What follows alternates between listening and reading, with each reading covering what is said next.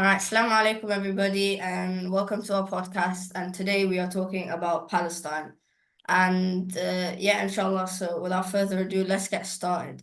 Our first subtopic, yeah, is about the history of Palestine and how we are educated about it, and we've obviously known for all these past years, and we've been learning about it. However, some people haven't don't know much about it. However, are still talking about it. So there is a lot of confusion and a bit of bias.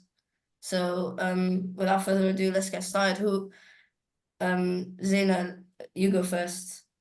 And Well, I would like to address the fact that many people claim this issue to be complicated, but us as Muslims, since we've been born, we've been hearing about Palestine and all of the stuff that goes on there and how they're, tormented almost every day in their lives, and we knew about their hardships. And many people, especially people who are not part of the Muslim community, they did not know about all of this, and they just recently are starting to find out, because especially after the recent events that happened in October, the tables turned onto Palestinian people, saying that they instigated this when it's not true. If you look at the history of the past 75, 80 years, this has been happening to them every day.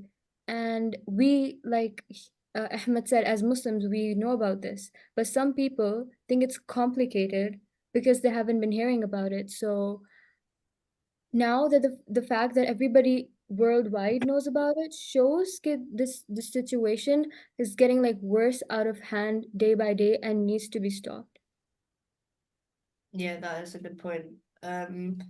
Yeah, so Ayan, what are your opinions on people that talk about this when they have no knowledge about it and sometimes can confuse the media?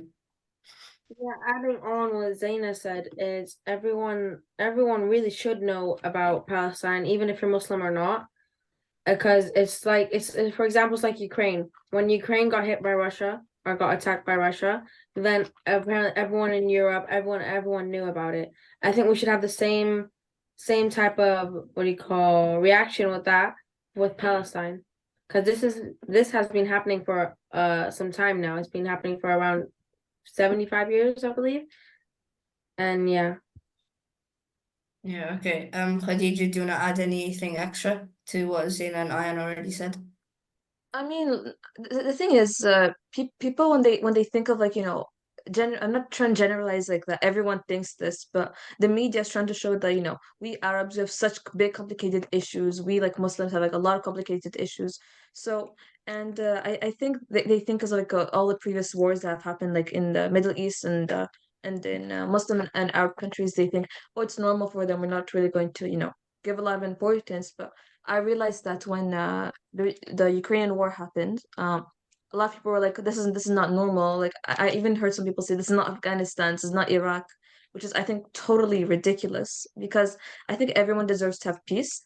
So I mean, the thing is, I think we were introduced this when we were children because one, there are brothers and sisters, but I think in general anyone can research about it.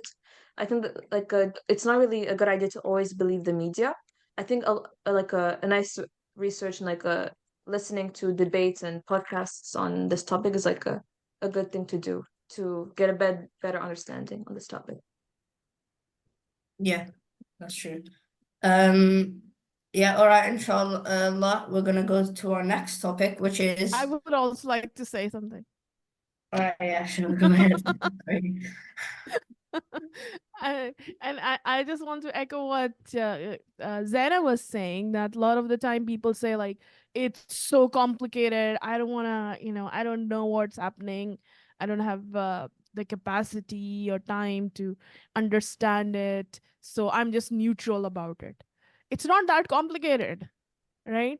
And you can't just make that as an excuse that, oh, it's too complicated, I don't have time for that. There's injustice happening, and in by being quiet about it, not caring about it, we are being complicit in that. Like, we're being part of that by not saying anything against it. And especially as Muslims, it's part of our Iman that if we see something wrong, that we do something about it, not just sit there like, oh, I don't really know much about it. And it that as Muslims, like, whether Palestinians or Muslims, or like, Ayan was giving an example of Ukraine, or it was somewhere else, we would have had the same, I hope we have the same reaction, we would care about it the same way. And so, it's a human issue. It's not just a Muslim issue. It's not that complicated. There is an oppressed people which are Palestinian. Their history is very clear. You can go learn about it. It's not that complicated. And they are being oppressed by this oppressor who constantly has been for years killing them, taking their homes, taking their lands. If you just look at the map of Palestine from 1947 till now, it will be clear to you how they have been robbed and of their land and pushed away, and millions of them made refugees. So it's not that complicated, especially now that you see absolute aggression and absolute how Israeli soldiers are showing themselves being so happy and enjoying killing people so brutally. So it's not complicated at all. I wouldn't, anybody using that as an excuse, you have no excuse. And if you're using that an excuse, then you are being complicit in it. And the irony of this whole situation is the West and all of these people claim to be like so they have all these rules in place, all these, we are that you cannot hit another person and get away with it. They have all these laws and everything in place to make sure justice is served. And another irony is that if you explain the situation to them without taking Palestine and Israel's name, black and white, just explain, they would obviously choose Palestine's side. But when you add names to it, they're like, oh, this is this situation. No, we're gonna take Israel's side. I This think back to is Mr. point saying that like you don't have an excuse to know about it. Even let's say the situation is complicated, especially in the 21st century. At our age, we have this wonderful thing called the internet.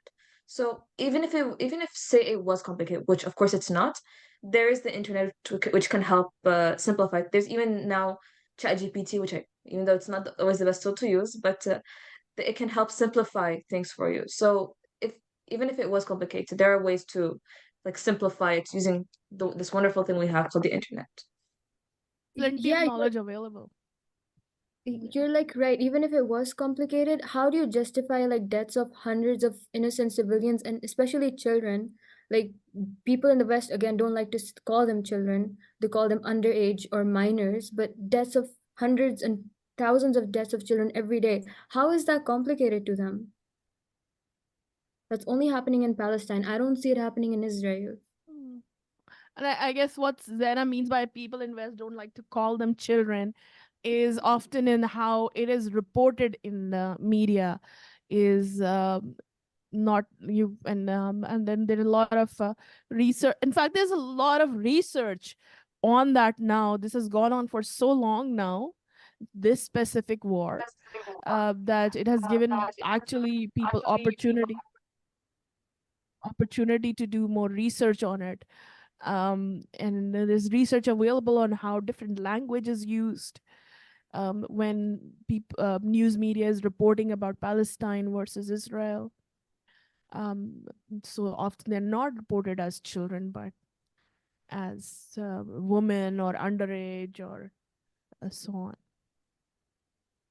They have all of these feminists and rights on women, but even before this thing became, worldwide known, like really long ago, there maybe some of you have heard, there was a woman called Rachel. She was American and she was murdered by Israel because she was standing in front of an Israeli house and she was stopping a bulldozer from going over it. And they drove the bulldozer over her, which flattened her all over her whole body. And just to make fun of her and her flattened like face and everything, they used to make her face on pancakes and mock her. And she wasn't even a Palestinian, but she just stood up for them. And this is before before the whole thing, the event that they use to turn tables on us and make Palestinians look like the like not the victim. Yeah, I agree on all your points, I guess, because the main thing is when people say they can't be bothered or they cannot be asked to learn about what's going on and they still talk about it, I think that's just really ignorance. And yeah, I think they should be learning about it and should be knowing all of these stuff because you have to know them in this day and age. So the next topic is the laws and how are they affecting Palestine? Is it really legal what's going on with Palestine? Well, what do you think, Khadija?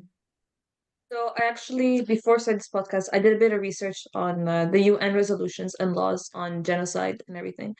Yeah. So actually, according to Resolution 242, it actually this resolution actually calls for the withdrawal of Israeli troops from the Palestinian territories. Actually, so if you look at it, they're actually breaking international law. But I think the reason they're like it's like considered okay for them to do whatever they're doing is because of this unfair thing the UN has called the veto power, which is if one country says no to something, it's no. There's no, no comment, just no. No is a no. So the UN states that we're trying to make peace in the world. You're actually not, in my opinion. Yeah. And And it's not just like one country says no. There are only a couple of countries who have the yeah, veto power, and yeah, US it's is like I one think of it's them. yeah, it's the US, America, Russia, and a bunch of other countries. In other words, the superpowers. Um, and according to the UN genocide law, which is the first actually recognized crime under international law, uh, it's actually illegal to be for a country to occupy another country under international law. And under international law, the occupied, the victim, has a right to resist an occupation. They have the absolute right to resist an occupation of any type. So, in other words, Israel is doing something called breaking international law. Yes, okay, there was the International Court of Justice recently, but I don't think it really helped at all. Like, yes, they allowed aid. Yes, they allowed aid in. But I don't know who said this, but in other words, you're feeding them and then you're killing them. So you remove the starvation, which is also against international law, but you're still committing genocide, which is still illegal under international law. So I think this whole International Court of Justice that happened recently, I don't think it really helped with anything. Yes, it may have helped with letting the aid in, but the rest with the again under the genocide law of the UN, I don't think that really helped with anything because they're still dying. You're not stopping the killing. They're still dying either way, whether you feed them or you're not feeding them. They're dying. Yeah. Talking about like resistance, there has been many cases of non-violent resistance from Palestine. Like the Palestinian Civil Society started this boycott, divestment, and sanctions, the BDS movement, and they just economically and like culturally pressure Israel to recognize their rights and their international law. So it's not always violent resistance. And talking again about laws, uh, the Palestine Liberation Organization and the Palestinian, I think, Authority did recognize Israel's rights to exist within the the internationally recognized borders, and they recognized the state, and they wanted to coexist peacefully with Israel, and they signed documents willing to show that, but still, like Israel continued its uh, torments and tortures on the Palestinian people that are living in Gaza and the West Bank. I Yeah. feel like when it comes to a country attacking a Muslim country, then there's always something that happens. For example, you can see in Palestine, it's a clear genocide. Yeah, I agree. I think the with Palestine and of course the court, I think one of the things that surprised me is that despite all the Muslim countries, South Africa stood up and took the lead and stepped up and sued Israel in court, which I think is very brave of South Africa. Every country has their own problems, and despite that, South Africa still made the first move. And yeah, and then after that, many other Muslim countries joined, but South Africa took the lead and started started standing up to Israel Yeah. and didn't believe I in what think they were doing. I think as well, I think the reason like Muslim and Arab countries didn't stand up is because the majority of Arab and Muslim countries, they actually have a peace treaty with Israel. So if they try and like do some, that's why you don't see a lot of move like a lot of what's the word, like a lot of Yeah, like they don't you have a don't see peace Arab Muslim treaty with it. Uh, they like have they some, are yeah, Egypt has one. they, Jordan they has are some like kind of arrangement. But but majority still of like Muslim countries don't have peace treaties with Israel. They don't even recognize Israel. yeah, I know. Like there are some Arab countries with like strong armies that have like a. I mean that treaty with Israel, but in other words, that treaty kind of like stops them from acting against what Israel's doing. I don't know. Egypt has something, and Jordan has something. I don't know like what exactly are the terms of it, but up until a couple of years ago, if you go to Saudi Arabia, and you can't go to Saudi Arabia if you have on your passport a stamp of Israel, like you have been to Israel, you will not be able to enter Saudi Arabia. So I remember like when we went to Jerusalem, we first went to Makkah, Medina, and then we went to Palestine, right? And obviously, when you go to Palestine, you have to get visa for Israel. Um, so we had to get the visa on another separate piece of paper that you could put in your passport, because if they stamp your passport, you will not be allowed in Saudi Arabia. So it was like that. Uh, they don't even recognize Israel. But things are changing now, and especially we're about to change now that Saudi Arabia, UAE, and several other countries were about to go into this normalization process where they do recognize Israel, where they do have some kind of treaties with them, trade with them. But obviously, all that is paused now because of the war. I hope it doesn't resume, but you never know with these leaders. Yeah, true. Yeah, the thing is, I am also well, another country that also did stand up is Yemen. Despite having their own civil war, they're still somehow trying to fight back to Israel. So Worst country in the world. yeah, and they're still standing up, still going, and supporting Palestine. So yeah, I think that's very brave of them too. Does anyone else have any comments? All right, then we'll move to the But next. I also like on the government point, maybe, however Muslim leaders may be reacting or not reacting. But I don't think, obviously, that is not how Muslim population in those countries feel. They do want to stand up for Palestine. They do want to raise their voices more for Palestine. But unfortunately, they're ruled by leaders who are not taking any action that they could for Yeah. whatever political reasons.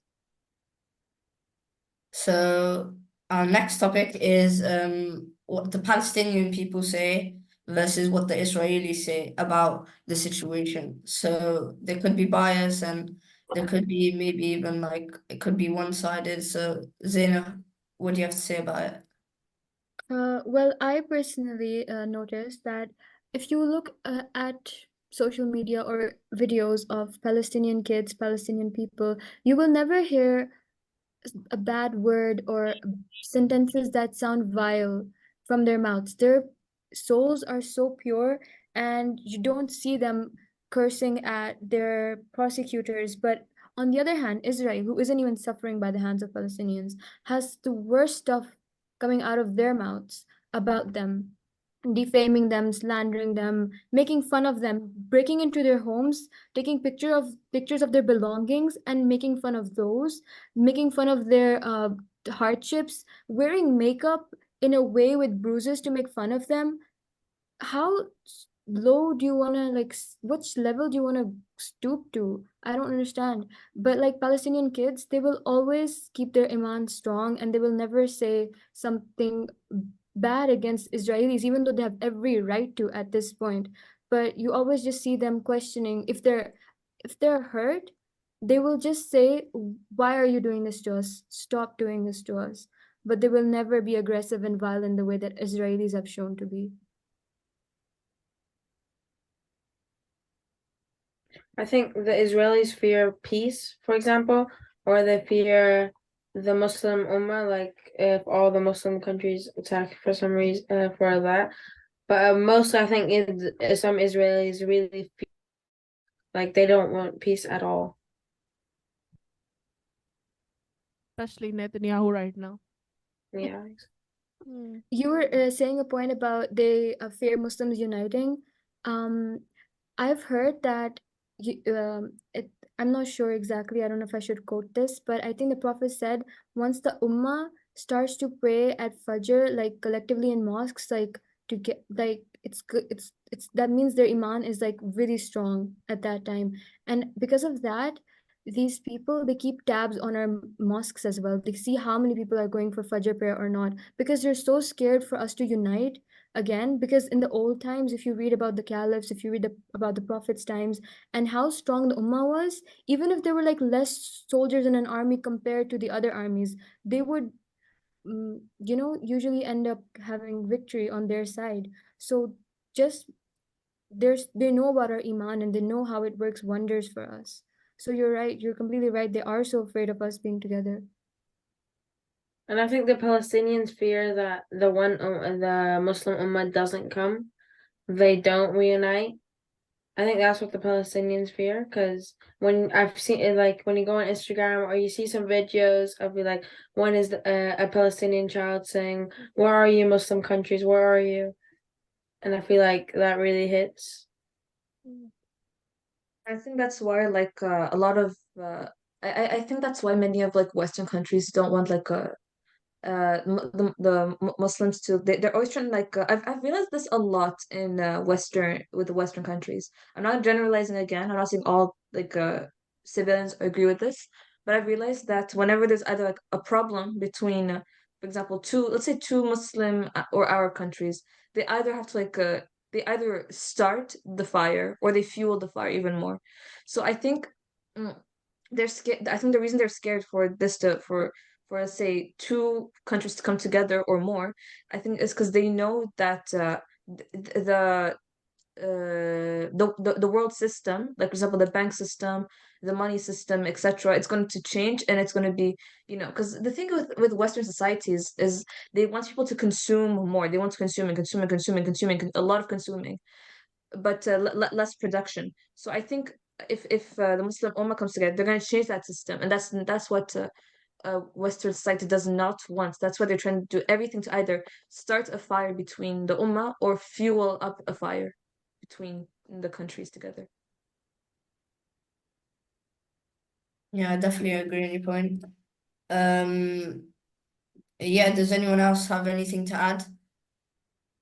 And yeah, we are going to, this is going to happen that we will unite and the world order will change. There's no doubt about it. Islam is going to be victorious. Palestine will be victorious. The question is that, Allah is going to give victory to his deen. But the question is that, are you going to be part of it or are you going to be on the other side? That's what everybody watching needs to think about. That are you going to be part of that victory? Are you going to be outside it? Yeah, how will you contribute to the victory? And that leads us on to our next question. How can you help Palestine? There are many ways, but obviously you might feel like, oh, I'm stuck at home. Aid's not being let in. How can I help? So again, you can help by speaking about it like we're doing, alhamdulillah. Because if you raise your voice, then people will listen. So, Ayan, what do you have to say about it? I think how can you help Palestine? For example, donations or supporting Palestinian businesses, or even educating yourself about Palestine will help. Of course, boycotting Israel and even if you have the resources, then you can try providing medical supplies or medical aid for Palestinians. Yeah. Yeah, I feel like boycotting is also really useful, especially now with Ramadan coming up. Obviously, there's Israeli dates in the market. You always want to check where your dates are coming from. And maybe people are like, oh, boycotting, oh, I can't be asked all these products. But like you sometimes have to ask yourself, do you really need them? And can you really eat them while knowing that people are suffering, and aid is going into soldiers who are hurting the Palestinian people? How can you eat in peace when, like, you know that the Palestinians are being harmed over this and your brothers and sisters are being hurt? And just like you said, okay, what can we do? We're sitting at homes, and like Ramadan is coming up. The most like helpful thing we can do is make dua for the Palestinians, because we can ask our Creator directly to, help them out and make it easier for them, make it better for them. So I'm pretty sure the duas of the whole ummah can really, really change the situation for the better, inshallah. And I make also dua think for yourself too, that Allah uses you to help them. Allah uses you to give victory to them, to give victory to His deen. That if you're lost, like, what do I do? Then ask Allah that help me in doing what I need to do, what I should be doing at this time, what I can do. Ask And Allah for also, help with that. and I think boycotting also really works. I know it can be a really hard thing, like Ahmed said, but like especially these days now, there's a lot of like like for example, for me personally, it was these Nike Jordans that I've always wanted, but there are now these days there are a lot of recreations of them. So boycotting, especially in the West, is really hard. But there are different, like for example, if you're sad that you cannot go to McDonald's anymore, maybe help like a local businesses now, or try eating at home, for example. And what was I going to say? Regime. Uh, Protesting also really helps as well. It'll pressure the government a lot. Mm. And also when it comes to food, when buying the Israeli products, like even though it may not say, like of course like dates, for example, they would say made in Israel. Now if it does not say made in Israel, there's a specific barcode you need to pay attention to. Like they've changed it from I think 729 to 821 or something like that. Don't quote me on that. But again, be really, really careful. And of course, like Zaina said, make dua. And also with like I mentioned before, with the beautiful thing called a phone and the internet, spreading awareness on social media can really help as Mm, well. Yeah. mm, mm, mm. Yeah, and you know how like we keep talking about like the whole world knows about it now and spreading on social media. It's not spreading by itself. It's not spreading because media is reporting on it. It's spreading because people are spreading knowledge about it. It's like people are making TikTok videos or reels and stories, and we are spreading information about it. So we need to keep doing that. We need to keep going to these protests to spread more about it. But I think really importantly is, inshallah, this will be over soon. And what is important is that after it's over, we don't forget about it, because that's where the problem starts. Because people only actually, even Muslims, only actually think about Palestinians when they are being killed, when there is a war. I mean, they're being killed all year, by the way, but when they're being killed in like huge numbers like this, and then we again forget about it.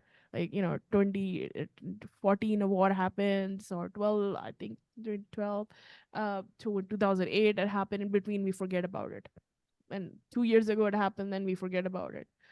So actually, it is the work that people continuously do in between, that's what spreads awareness. There are organizations which work all year round, who have been on the roads. I've been part of it, so I know, like, being on the streets, giving out flyers, doing talks, inviting people all year. That's what spreads awareness, even in among especially non-Muslims, in our countries where we live, in Western countries, which is really important, obviously, because these are the countries which have power right now.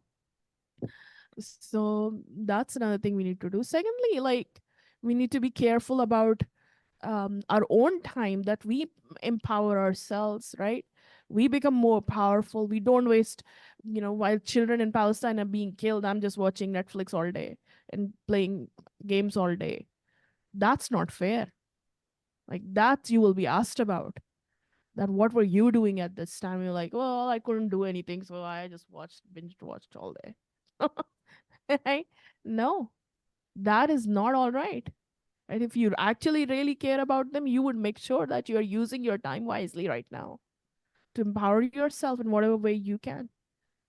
Whether you are helping them actively or you are at least doing something to, help others in whatever way you can.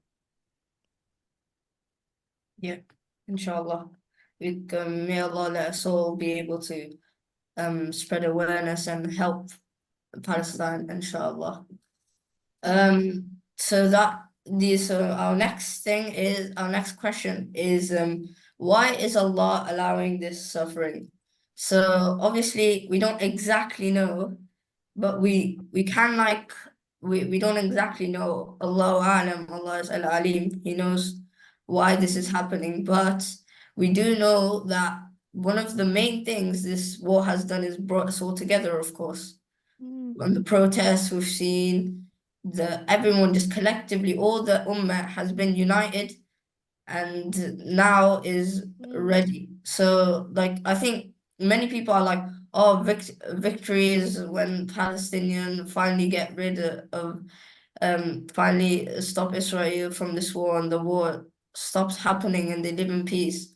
Of course, Allah promised that victory and it will happen inshallah. But the mental victory here is that everyone's united, the ummah's together, and I think that's been a really big part of this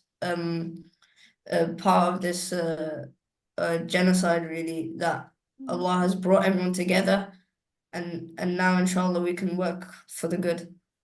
So Ayan, do you want to extend on that? I mean, as Allah says, there is no Jannah without tests. And this life is not Jannah. In this life, you will be tested, and everybody's test will be different. And Allah will test those who He loves most. And of course, Jannah is not cheap. Jannah has to be earned, and Jannah requires sacrifice. So, Yeah.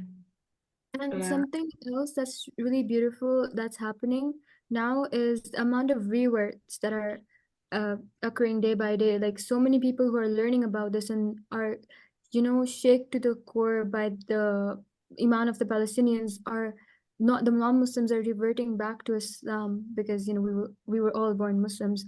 But you see their stories and you see them talking about it and you see that it really does, deeply affect a person, the Iman of the Palestinians. And Yeah. Allah says in the Quran, لا يكلف الله نفسا إلا وسعها. So Allah does not test a soul unless if they're capable of it. So Allah knows that, for example, those parents or those mothers who lost their kids are capable of they're capable of going through that grief. So for example, like we saw a lot of like those mothers who lost their little babies in the rubble. Like yes, there's grief, but after they're patient because they know their child has died as a shaheed, as a martyr, Mm, and that they'll meet them in Jannah, inshallah. So mm, and also Allah says in the Quran, wait, yeah, He says in the Quran that Iman, like ليس البر أن تولوا وجوهكم قبل المشرق والمغرب. That faith is not just turning your face towards like the Qibla, like the west, the east and the west. Mm. So and in that verse he mentions that the real like people with faith are of course the one who gives zakat, salat, who just their salat, but also the ones who are patient. والصابرين في البأساء والضراء وحين البأس أولئك الذين صدقوا وأولئك هم المتقون. And those who are patient in the worst catastrophes, they are the most successful as well. And throughout our life, Allah also says that we will be tested on our wealth, on food, on sickness, and I think family as well. Um, and also, I know there's so many, but he also says, hold on. وبشر الصابرين الذين إذا أصابتهم مصيبة قالوا إنا لله وإنا إليه راجعون أولئك عليهم صلوات من ربهم ورحمة وأولئك هم المتقون, I think. he says that those who are patient and say inna lillahi wa inna ilayhi raji'un, they get salawat min rabbihim, praise from their Lord. Imagine how they might be feeling right now. So that's why we can see the patience between those Palestinian people. Oh, Yes. really good, mashallah, Khadija. Yeah, mashallah, Very good good, rare mashallah. knowledge, mashallah. Yeah. Yeah, I think this really like it's just so amazing that Allah, like the ayah you mentioned, it's so amazing that Allah put them in this like really tough test because he knows that their iman is so strong and how they can go through this and these terrible times. But inshallah and subhanallah, they're striving through this and are really patient. So yeah, I think that's really Yeah, man, it's an inspiration for us. And there is a Jannah in that for them. So there's no loss in that as long as they are, as Khadija said, they are patient, and Allah knows that they're capable of that. And I think so many people making du'as, and one of the gifts of Allah to them at this point is that Allah has sent sabr in their hearts. So we think like, when is the help of Allah going to come? But actually the help of Allah doesn't have to be in the form of, okay, the war ends, but the help of Allah can also be in the form of the fact that these people are given patience to bear what's happening, so it doesn't cause them total devastation in their hearts like it would another person. So actually this is the help of Allah, that they are able to smile and live on even after this.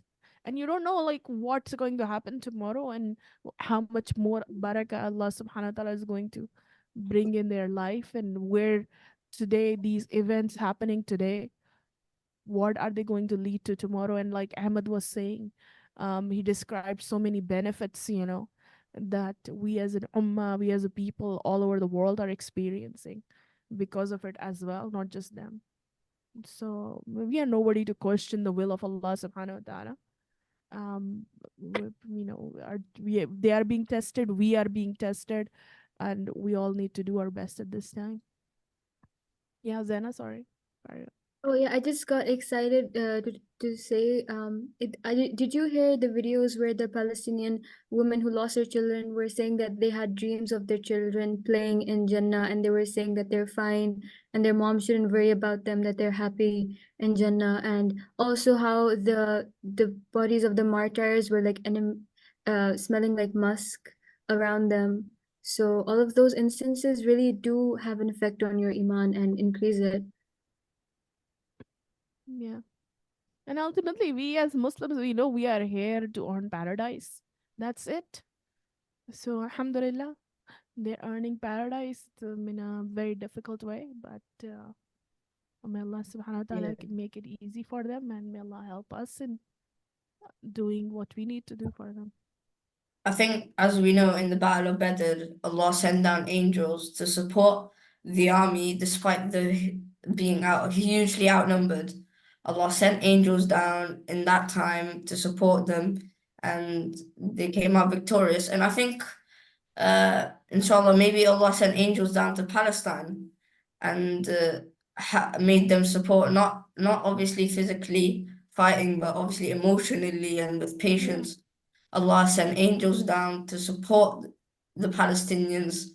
He knows they're in suffering, of course, and He sent down the angels to help Yeah. them get Yeah, back to up. bring sakina, to bring peace to their hearts. Yeah. Yeah. All right. So, inshallah, our next topic is why are there not many Muslim teens talking about this online? So, Khadija, what do you have to say about it? I mean, I think especially because they're teenagers, and especially in this era, in this generation, we have a lot of peer pressure going on, of like especially now these days, like if say speak about Palestine, oh my God, you're anti-Semitic, you don't want the homeland for the Jews, etc., etc., which I don't think always mean which I don't think means that. like I had my friend told me from that she believes that from the river to the sea, the Palestine will be free. She believes that phrase is anti-Semitic, which personally I don't think that is. So Mm, I think they're I'm not generalizing in that all teenagers think like that. mm, So I think they're scared of that fear of rejection and peer mm, pressure, especially if you're living in the West as well. Like mm. they push that ideology into you like really hard that if you speak against that, if you speak against the Israel, you're anti-Semitic. So I think it's just the peer pressure and societal norms are being pushed upon teenagers especially. Adding Yeah, on, yeah, adding yeah. on that is like, especially for the teenagers in the West, it's hard because how about if I say free Palestine in front of a whole group of people who don't really care about Palestine, like don't really care about Palestine. And they're like, oh, what are you doing? What are you doing? So it's all about the peer pressure, really, especially in the West. Yeah, I think peer pressure is probably one of the main factors of obviously what is why Muslim teens don't So talk about this. how come non-Muslim teens are doing it, but not Muslim teens? That is a hard question, but I Are think we like more scared? that obviously non-Muslims I guess won't be biased, so like obviously they don't really have any worries of, oh, if I talk about this, no one will really hate them as much, or maybe Muslim teens are scared because they're Muslim. Everyone's gonna Yeah. call them out on being Muslim. Oh, you're gonna. So maybe fear is also one of the factors And I of. think also they have the ideology that like I had someone like I was talking to my friends about this like I think 2 years ago, and then one of them said, "Of course you're going to stand with Palestinians because you're Muslim, and you're Arab." But I was like, it's not the fact of being Muslim or Arab. Like generally, like I think the reason Muslim teens are not talking about this is because they'll be assumed that, oh my God, you only stand with Palestine because you're Muslim and you're Arab. But I don't think they But say that to is that a non-Muslims reason to because not talk about it? Because somebody will say, of course you're gonna talk about I Palestine. mean, like we've mentioned, is like it's It's like, peer yeah, I pressure, of am. course. It's peer pressure, but Yeah. like we said again, it's peer pressure. So people will assume and tell you to stop because they'll say you're just saying because you're Arab. I know if you're not Arab or Muslim, you would speak against it. So I think it's just that peer pressure again But and then again. this is the problem, isn't it? This is the Mhm. core of the problem that we are too scared to talk about it. That's why they're suffering because we are too scared to stand up and raise our voices. You're like, oh no. Yeah, I also think the non-Muslims are coming from a natural point of view, and that, of course, as we said before, the Allah that will test us. Who knows that, oh, or just because you're with some people who are always saying, oh, of course you're a Muslim, you're gonna stand with Palestine, and that makes you be quiet, Yeah. of course. Yeah, Yeah, I would because they're being oppressed. So what? yeah. I mean, that should be their attitude, right? I mean, I understand what you're saying that they will probably be judged more than a non-Muslim, and they feel like I heard, they've. yeah, you go. Like I heard this phrase a lot. A lot on social media. They say you don't have to be Muslim or Arab to stand with Palestine. It's just being human, Yeah. just like understanding that it's their human rights. Human rights are being violated here. A genocide is going on. So of course I need to talk about it. I'm not just gonna sit there watching Netflix, eating my popcorn or whatever, when there's like a genocide going on where kids are being murdered, etc. Yeah. Yeah. I really think like Muslim teenagers need to do better in this area and not being so scared about peer pressure and this and that. Look at what Palestinian kids are going through. And we are here just worried about what will my friends think about it. And it's not like, the white kids who do it. Yeah, I mean, there is obviously comfort for them, there's less fear for them, but it's not like they don't get the backlash or hatred for it. They do as well. But I mean, there are a lot, by the way, there are a lot more Muslim kids in the world than non-Muslim kids. So absolutely, um, we can do so much.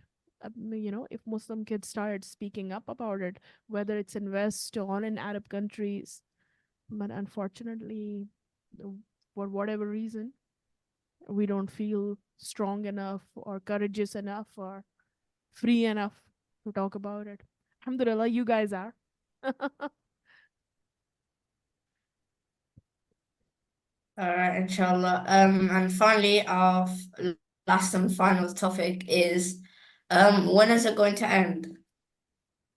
Really, that's a question we can't. Well, obviously, we don't know, but inshallah, it is going to come. Allah has promised victory with the believers. And inshallah, we do come out victorious. So, does anyone have anything to say about the topic? I think this will all end if like all rules of justice are respected. Like I mentioned before, that under international law, and Resolution 242 by the UN, it calls for the withdrawal of Israeli troops from Palestine. So we know that Israel is an illegal state. So I think if law is respected, if justice is served, I think this would have ended many years ago if all these rules were respected. So I think it's just the fact of obeying the law. And yeah, that's what I think personally. I think for now it's only when Allah knows and when Allah wills, because it can't happen without Allah's approval and consent. Yeah. Zaina, do you have anything to add about that? Yeah, I do. It's every like for change to happen universally, we always need a reformer, and it's always one person. It could be any one of us, but for example, like Salahuddin Ayyubi was one person, and he made change happen during his timings. So we need to spread the message as much as we can, and maybe our words affect someone to be that change, or we could bring that change. And inshallah, may Allah make it easy for us and for the Palestinians. Yeah. And we need to stop waiting for Mehdi to come and solve this. Right. Well, I find it so ridiculous. Like people are like, yeah, when Mehdi comes, it'll all be fine. We need to actually, obviously people in past have done it. It's not like Palestine hasn't been, free before. Liberated. So it can happen again, and inshallah it will before Mehdi comes. And inshallah, I think it's very soon. I think the oppression has really, really reached its limit, and Israel is just totally out of control, and people can see that now. Their days of this are just numbered. It's about to end, all of it, inshallah, and Palestine will be victorious very soon. I've heard like I don't know if you guys have heard this, but like not recently, but throughout after this October 7th, Israel has actually threatened to send a nuclear bomb to Gaza. So But they of will blow course, themselves away if they do that. yeah, that's exactly what I did research on. So like because Gaza has an area 365 kilometers squared. Yeah. One nuclear bomb can do the damage of 128.74 kilometers squared. So one bomb will destroy Gaza, will destroy Gaza, but they'll have to send more, a lot more. So they'll not destroy Gaza. They'll blow themselves up. So when people say, "Oh my God, at least they didn't send a nuclear bomb," they're not doing it for Gaza. They're doing it for themselves. They only think about themselves. That's why they didn't send that nuclear bomb in the first place. Zaina, you were gonna say something? No, I'm just shocked at their actions. It's just too much. I think, I mean, obviously in Israel, Benjamin Netanyahu is the prime minister, president, whatever. But they don't. Most Israeli people don't really want him, and one of the reasons they say that Israel might be wanting. Well, he is deciding to keep on oppressing Gaza is because he wants to remain prime minister for as long as possible and keep his chair, because obviously no one wants him, and in wartime you can't really have an election, so he just wants to keep the chair for a bit more. And yeah, but it is really shocking that he is doing that. He's remaining prime minister for other people, but other people are suffering, and millions of people, around 1 million people are suffering because of him. So Yeah, I heard there were revolts going on in Israel against Netanyahu right before right before the war started, right? And yeah, people didn't want him as their leader anymore. yeah, that was on the news as well. Yeah. So if no one has anything else to add, I think it's been a great podcast. So, Assalamu alaikum, everyone. Thank you for listening to our podcast, and don't forget to like and subscribe, and inshallah, listen to our other podcasts, inshallah. So, Assalamu alaikum, everyone. Assalamu alaikum. Palestine. Mhm.